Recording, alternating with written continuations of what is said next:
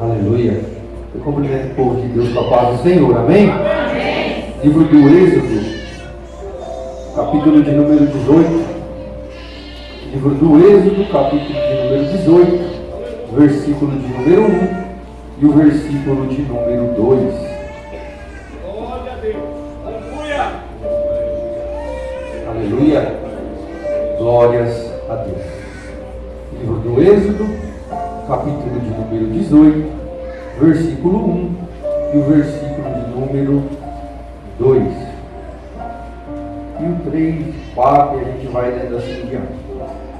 Nos diz assim a palavra: quando Jetro, o sacerdote de Midian, sogro de Moisés, ouviu tudo que Deus havia feito a Moisés e a Israel, seu povo, e que o Senhor havia tirado Israel do Egito, então Jetro, sogro de Moisés, tomou Zípora, mulher de Moisés, depois que ele a enviara de volta, e os seus 2 filhos, dos quais o nome de um era Gerson, porque ele disse: fui estrangeiro em uma terra estranha, e o nome do outro era Eliezer.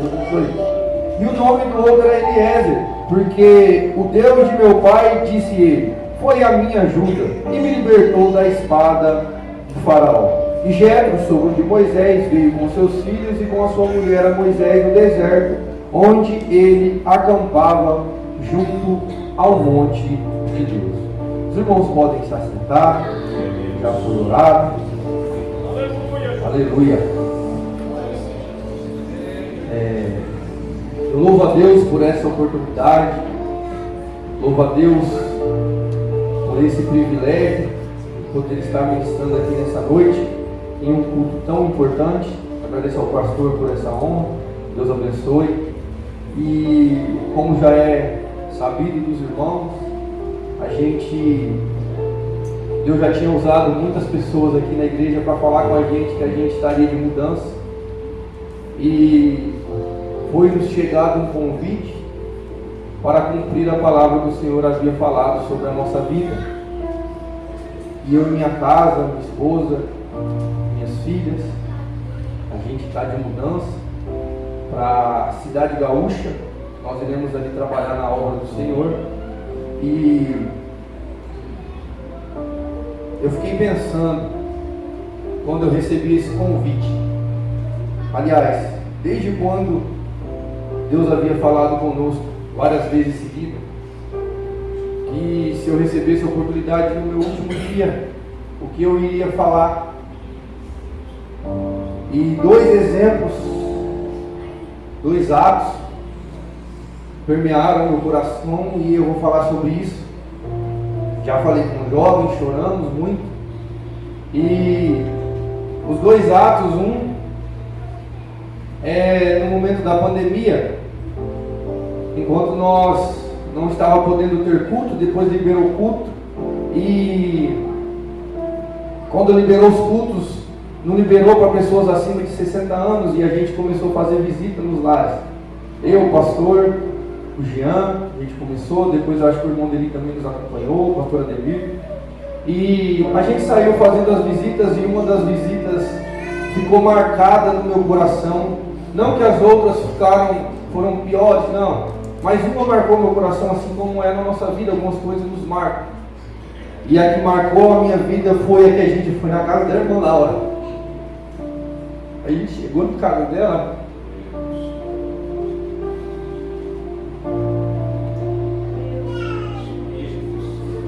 e quando ela nos viu, ela já saiu como se fosse alguém que tinha ganhado o maior presente da vida, com as mãos para cima. Eu não esqueço daquele ato, as mãos dela para cima, e ela glorificava o Senhor com uma alegria tão grande, como se ela tivesse ganhado um prêmio. E isso ficou marcado na minha vida. Alguém que às vezes a gente não vê no púlpito, não vê trazendo uma palavra, mas é um exemplo para nossas vidas. O outro ato também é de uma das nossas anciãs, que não está aqui hoje, a nossa irmã Levi. Eu não vi esse ato, alguém me contou.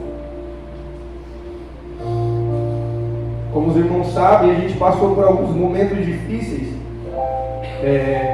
Deu problema na coluna, tive que ficar encostado no INSS, fiquei sem receber por algum tempo. Nesse momento que eu fiquei sem receber, a irmã Levina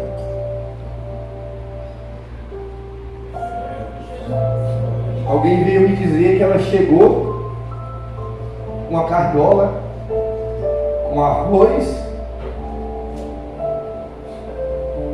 feijão e 1 litro de óleo, carregando dentro de uma carriola. Chegou para essa pessoa e disse assim: leva o Kaique, que ele está precisando.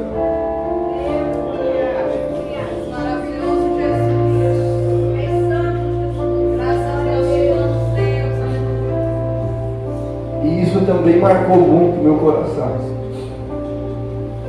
E a minha palavra para esta igreja é gratidão. Obrigado, pastora Ademir, que já passou por aqui, já não está mais entre nós. Meu amigo pastor Alan, que Deus abençoe a todo o corpo de obreiros que sempre nos ajudou ao círculo de oração, essa juventude maravilhosa. E a todos os irmãos, as crianças, que Deus abençoe. Vocês foram uma bênção para a minha vida, para minha esposa e para as minhas filhas. Não há palavras que eu diga que possa agradecer da forma que o meu coração é grato por tudo o que vocês fizeram por mim. Deus abençoe. Eu vou estar levando cada um de vocês dentro do meu coração. No último culto de jovens eu chorei o culto inteiro, porque eu olhava para a igreja e eu via, dentre esses 5 anos, um tempo rápido, que a gente ficou por aqui com vocês, Deus trabalhando de forma extraordinária na vida de muitas pessoas. E eu louvo a Deus por tudo que Ele fez. Cheguei aqui machucado, chegamos aqui, né, irmão? Machucado, feridos, errados, que a gente tinha errado muito também.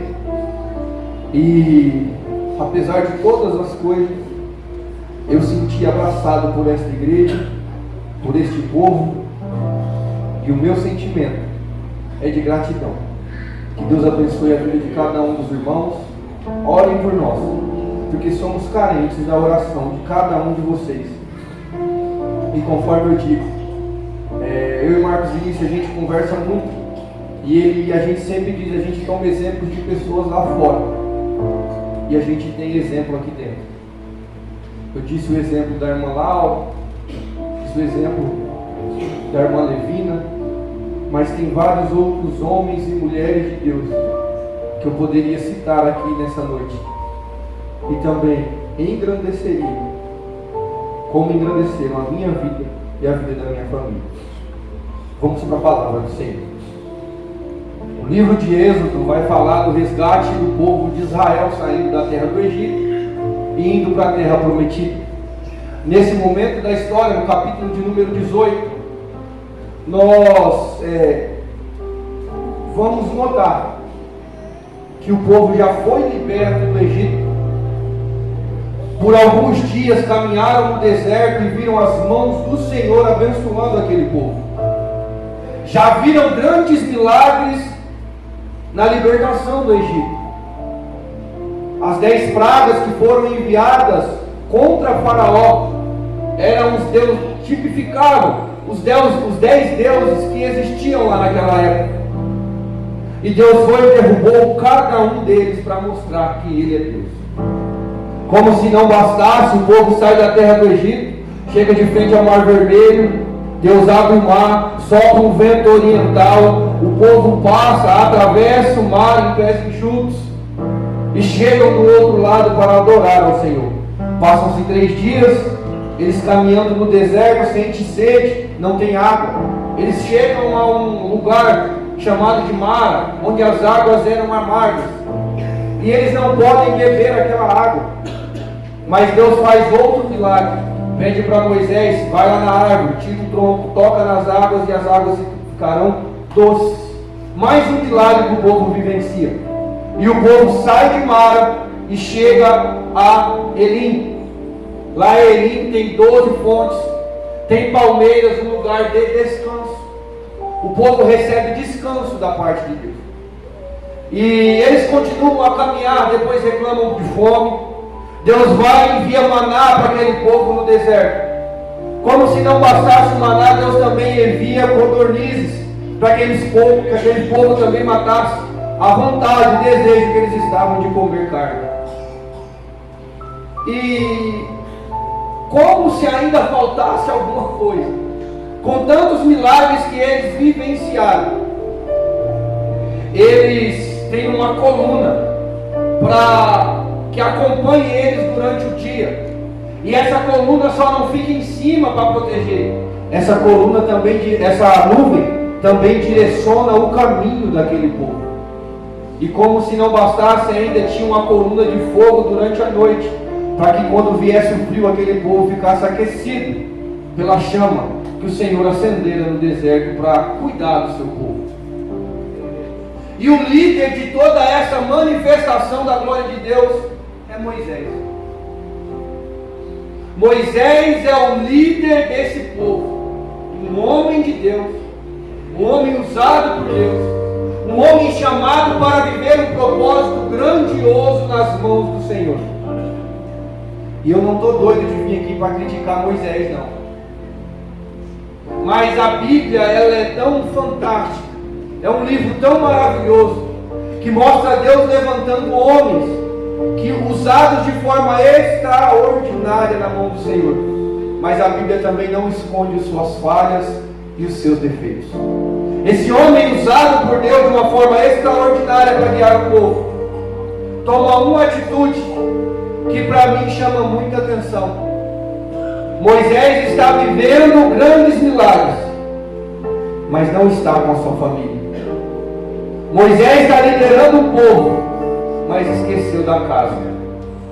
Moisés está guiando um povo que está sendo livre no deserto, recebendo vários milagres, mas esqueceu da sua casa. Uma coisa que me chama a atenção na vida de Moisés é isso: um grande líder, mas em certo momento a Bíblia nos mostra que ele falhou como pai e como marido. Exemplo para mim é Josué, que quando ele entra na terra prometida, ele dá um grito no meio do povo de Israel, dizendo: aqui em nossa volta existem vários povos que adoram outros deuses, mas porém, eu e a minha casa serviremos ao Senhor. Alguém que defende a casa, alguém que defende a família. Por isso o Paulo escreve: as características de um obreiro ele tem que governar bem a sua casa, porque se o obreiro não governa bem a sua casa, como ele governará bem a obra do Senhor? Como alguém que não cuida da casa vai governar a obra? Porque o primeiro ministério meu e teu não é na igreja. O primeiro ministério meu e seu, ele é no ungido e nos entregue em nossas mãos dentro da nossa casa. É dentro de casa. O projeto de Deus sempre foi como família. Se a gente pegar no jardim do Éden, Deus começa o plano da criação do mundo, de todas as coisas, com quem? Com a família. A nação pega, o povo está com a iniquidade lá em cima, trocando certo pelo errado, que o errado é certo. E aí Deus quer trazer um plano de restauração, fazer uma nova aliança com o homem. Deus começa com quem? Noé e sua família. O povo volta a pegar, agora Deus quer trazer um novo plano. Olha para um povo e diz: eu vou chamar esse povo de meu. Ele olha para a terra lá e vê Abraão e a sua família. É com família. Deus passa 400 anos em silêncio, não fala nada com o povo. Mas a primeira vez que Deus fala com o sacerdote, o projeto de Deus era com família. Deus fala com Zacarias que Isabel iria ficar grávida, iria nascer João Batista. E como se não bastasse o projeto de salvação, Deus usa o quê? Família. Entenda uma coisa. Primeiro Deus, acima de todas as coisas. Mas não esqueça da tua casa. Não esqueça da sua família. Não esqueça daquilo que Deus colocou na tua mão. É teu. Cuida do que é teu. Preserva pelo que é teu. Pois muitas coisas passarão na sua vida, mas a sua família tem que permanecer. Moisés, conhecido como um grande homem de Deus, mas esqueceu da família. E olha o significado do nome da esposa de Moisés, Zípora. E o significado do nome Zípora é ave ou passarinho, aquela que tem liberdade, ou aquela que é livre. E eu meditando nisso, eu parei nesse texto e Deus colocou algo no meu coração. Casamento, como é falado aí fora, muitos dizem, chegam a dizer que é um aprisionamento, é uma prisão. Mas para quem sabe vivenciar o casamento é liberdade. Casamento te traz liberdade. Liberdade de viver os sonhos com alguém ao teu lado. Liberdade de viver projetos com uma pessoa que às vezes não tem os mesmos sonhos que você, mas se chega junto, se tornam uma só carne e começam a vivenciar os sonhos juntos. E não há liberdade melhor do que essa. O nome da mulher de Moisés era Zípora, aquela que é livre. Casamento nos traz liberdade. Casamento nos traz liberdade. Ah, Kaique, você está falando de casamento, mas eu ainda sou solteiro, então lá vai para você também. O projeto de Deus com a igreja é o projeto de casamento. Jesus é o noivo e nós somos sua noiva. Aí fora vão dizer no mundo que a igreja te proíbe de beber, que a igreja proíbe que você fume um cigarro ou dá uma tascada naquele trem do maldito lá, que é aquele narguilho. Aí fora chegam a dizer que a igreja proíbe você de ir para uma festa, de se vestir da maneira que você quer. Mas pergunta para um alcoólatra se ele consegue parar de beber. Pergunta para alguém viciado em um cigarro se ele consegue parar de fumar. Pergunta para alguém viciado no narguilé se é fácil parar de usar aquele troço. Mas aqui nessa noite há um povo que é livre, que fez parte dessa aliança e que escolheu por livre e espontânea vontade servir ao noivo, estar casado com o noivo e viver em fidelidade com o noivo. É uma igreja livre e a escolha dessa igreja é servir ao noivo e brevemente se encontrar com ele nas nuvens. Só quem é livre levanta a mão para glorificar. Só quem é livre levanta a mão para adorar. Aleluia, Deus! Esse casamento com Jesus te traz liberdade. Ele olha para aquele povo. Jesus olhando para o povo no Monte das Oliveiras, ele chega e diz: vinde a mim, vós que estáis cansados e sobrecarregados, que eu vos aliviarei. Às vezes a gente pensa que alívio é não trabalhar mais no serviço pesado. Às vezes a gente pensa que esse alívio é não passar por momentos difíceis, mas que Jesus está dizendo ali: crê em mim, vira até mim. Essa luta não vai ser mais um fardo, porque você vai ver que eu estou contigo em todos os momentos, que eu não te abandono. E aí você diz como salmista no Salmo de número 23: o Senhor é o meu pastor, e se eu tenho Ele, eu não sinto falta de mais nada. Ele é tudo para mim. Ele é tudo para mim. Aleluia. Aleluia. E eu vou acelerar. Os dois filhos, um por nome de Gerson, outro por nome de Eliezer, eles são os frutos do relacionamento.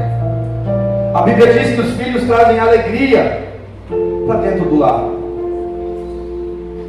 E falando ainda sobre casamento, o casamento é um evento, uma instituição criada por Deus. E que nem eu já disse, casamento nos traz liberdade. Gênesis capítulo de número 2, versículo de número 15 diz assim: e o Senhor Deus tomou o homem e o colocou no jardim do Éden para cultivá-lo e guardá-lo. Quando Deus cria o homem, Ele olha para o homem está sozinho, e a fala de Deus para o homem é: você vai cultivar e vai guardar. O que o homem vai fazer ali? Trabalhar. O homem vai trabalhar. Gênesis capítulo de número 1, versículo de número 28, quando está o homem e a mulher, os dois juntos, a fala de Deus para aquela família é diferente. A frase de Deus é: frutificai e multiplicai, enchei a terra e sujeitai. Viver em família traz alegria. Viver em família traz frutos. Viver em família traz multiplicação. Hoje talvez você veio aqui com seu coração quebrado, com alguma coisa que aconteceu dentro do teu lar, com alguma coisa que machuca aí dentro do teu coração, mas nessa noite é um rio de águas vivas, passeando no meio da igreja, limpando o que precisa ser limpo, restaurando aquilo que foi quebrado, curando aquilo que foi machucado. Deus quer restaurar a paz dentro do teu lar. E o que acontece quando se há conserto? O que acontece quando há esse conserto, irmão Rosana? Quando há conserto, volta a ter adoração. Quando há conserto, a adoração volta de novo para dentro da casa. Jetro chega para trazer reconciliação para Moisés, a esposa e os filhos. Êxodo 18, versículo de número 12. E Jetro, sogro de Moisés, tomou uma oferta queimada e sacrifícios para Deus. Veio Arão e todos os anciões de Israel para comer pão com o sogro de Moisés diante de Deus. O povo atravessou o Mar Vermelho e não teve culto. Teve um momento de agradecimento com Midian e Moisés na beira do mar, mas não teve culto. O povo viu Deus transformar água amarga em água doce. Não teve culto. O povo chegou a um lugar que tinha 12 fontes de águas e tinha palmeiras para descanso. Viu Deus os guiando até lá, como eu disse, a nuvem guiava o lugar que eles iam. Não teve culto. O povo viu Deus livrá-los na guerra com as mãos estendidas de Moisés. Não houve culto. O povo viu maná aparecer na terra pela manhã. Não teve culto. O povo viu codornizes chegar para alimentar o desejo que eles estavam de comer carne. Não houve culto. Mas sabe quando a adoração voltou para dentro de casa? Quando houve conserto na casa. Só voltou a adoração para dentro da casa quando houve conserto. É como Elias contra os profetas de Baal. Só caiu fogo do céu depois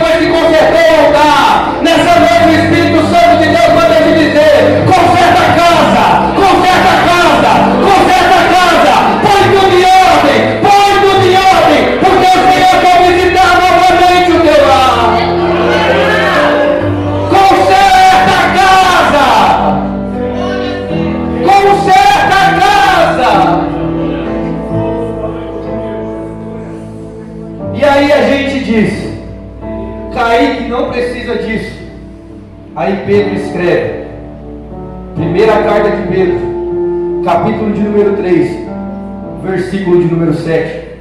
Igualmente vós maridos, coabitai com as suas mulheres, de acordo com o seu conhecimento, dando honra à mulher como vaso mais frágil, como sendo coerdeiras da graça da vida.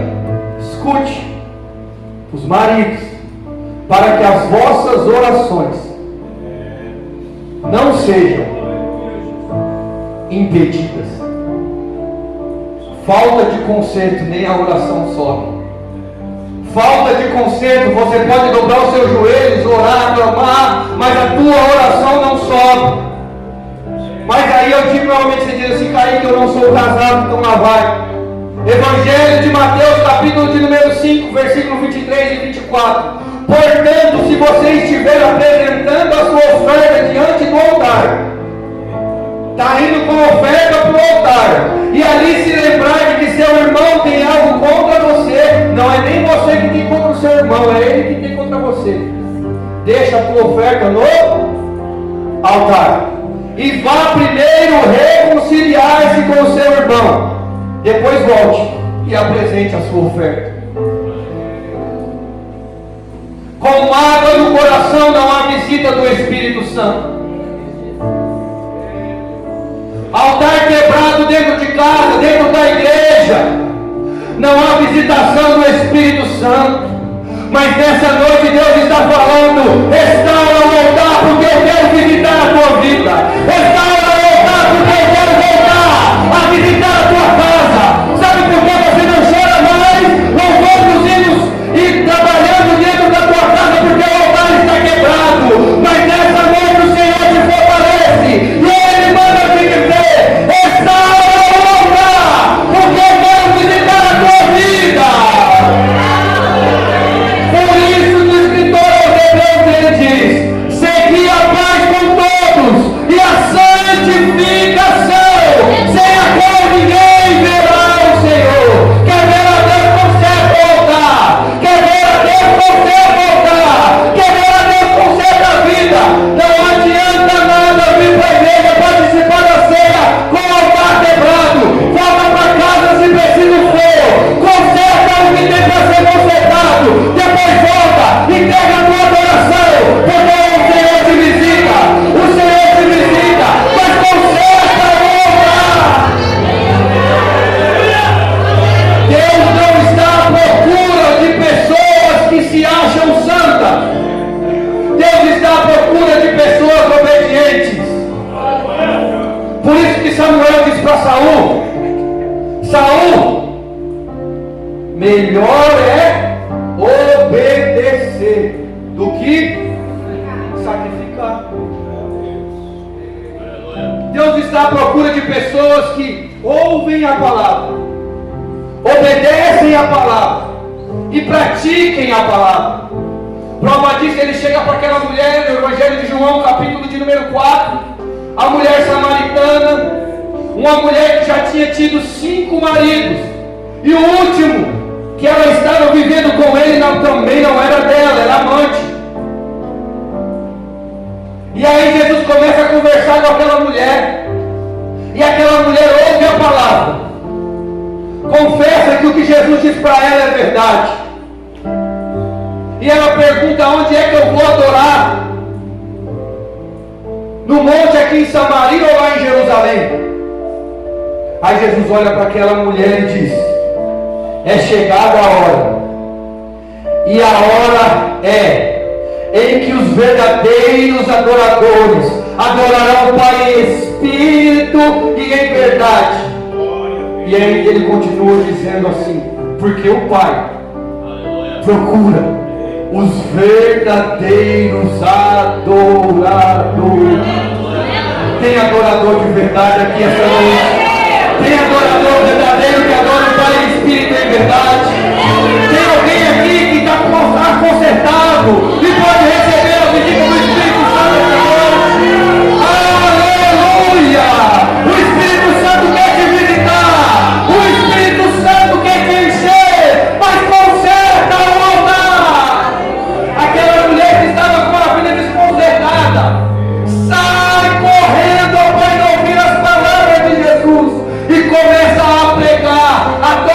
ah, que ela vai, olha, ele falou da minha vida, eu estava com o altar desconcertado, mas a palavra dele restaurou o meu altar. Ele é santo, ele é o Messias, ele é aquele que foi prometido. Ela sai a pregar a palavra e as pessoas se convertem ao Evangelho. Em uma cidade que Jesus não era bem recebido em Samaria, mas depois que essa mulher conserta o altar, começa a pregar a palavra, agora os samaritanos correm atrás de Jesus, para que Jesus fique com ele por um tempo. O conserto do altar traz paz, conserto no altar traz alegria. O primeiro ponto foi: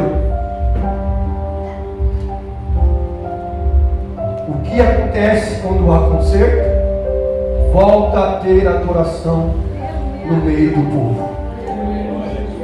O segundo ponto é assim: se você consertar o teu altar, você viverá em paz. Êxodo capítulo de número 18, versículo de número 23. O povo está indo para Moisés, e Moisés não está conseguindo resolver as causas. Moisés conta para Jetro que o povo está voltando sem as causas ser resolvidas. A confusão no meio do povo, a cansaço, a fadiga,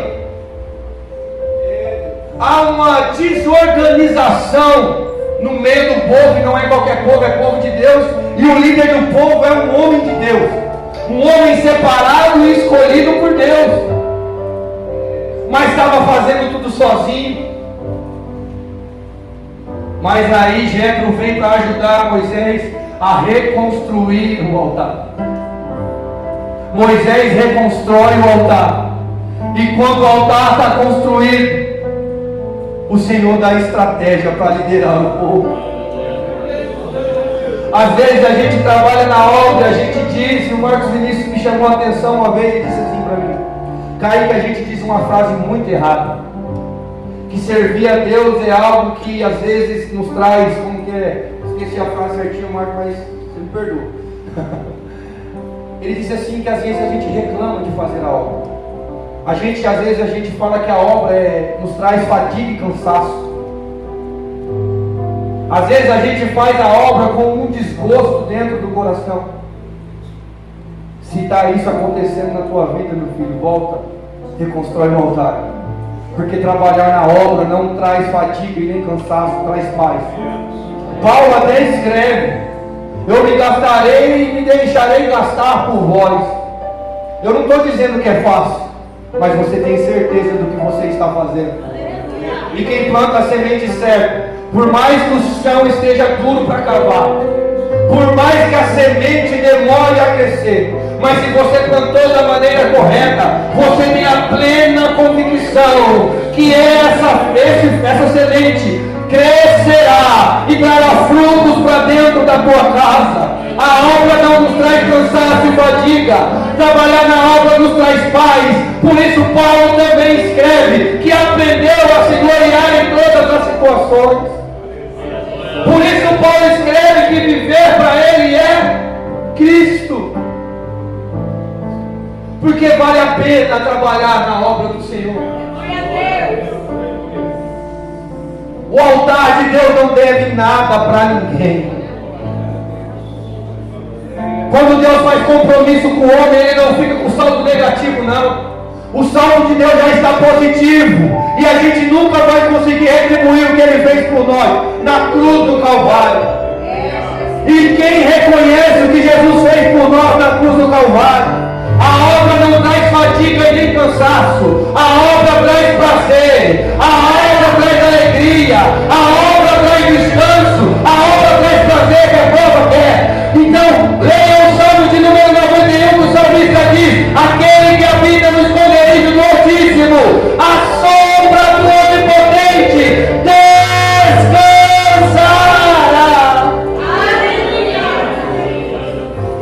Por isso que quem trabalha com o Senhor, ele tem escape nas situações difíceis.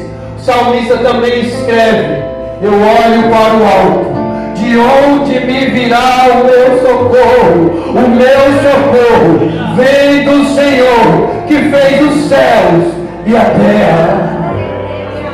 Se a obra está difícil, conserta o altar. Alaica, Zuri, Alaica, se coloque de pé nessa noite.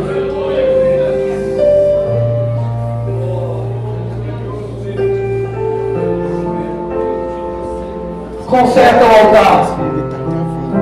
Conserta o teu altar. Conserta o teu altar. O Senhor traz jeito, eu aqui com jeito para trazer uma palavra para a tua vida nessa noite. Conserta. Reconcilia com quem é para reconciliar. Perdoe para quem é para liberar perdão. E volte a vivenciar os planos de Deus para a sua vida.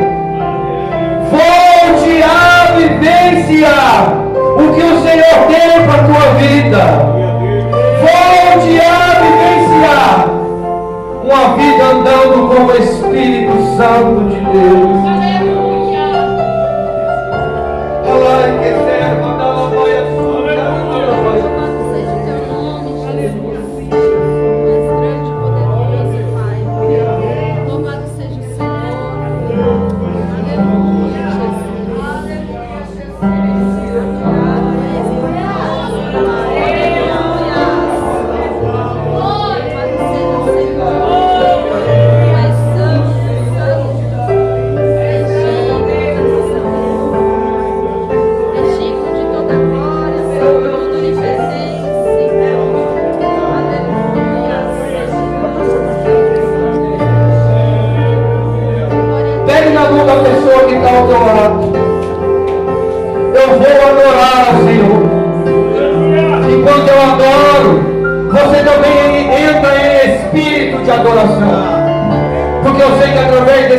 O Senhor vai falar contigo.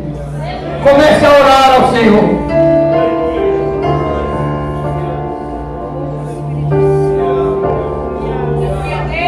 Quantas vezes perguntei para Deus, porque ainda não aconteceu tudo que Ele me prometeu.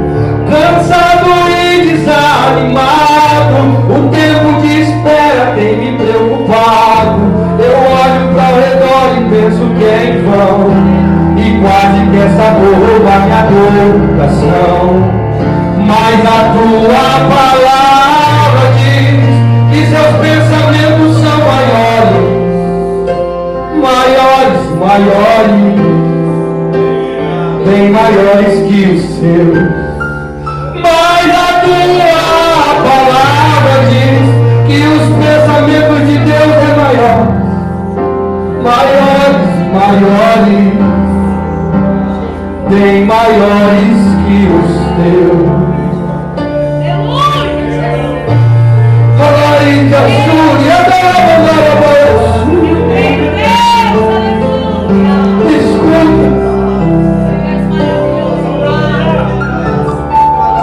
Pois tu olhas o vento e diz: filho, isso é treinamento.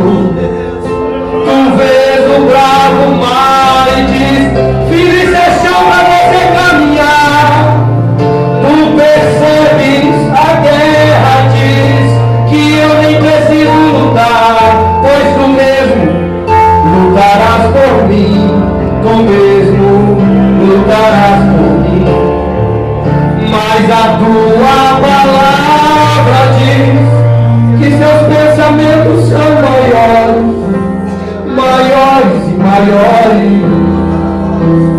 bem maiores que os teus.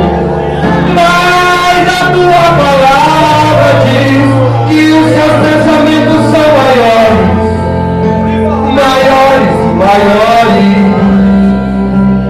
bem maiores que os teus.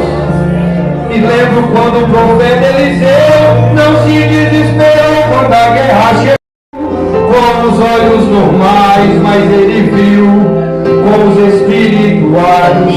Um exército ele enxergou, ele viu além daquela porque eu sei que nunca me abandonou. Sei que nunca me abandonou.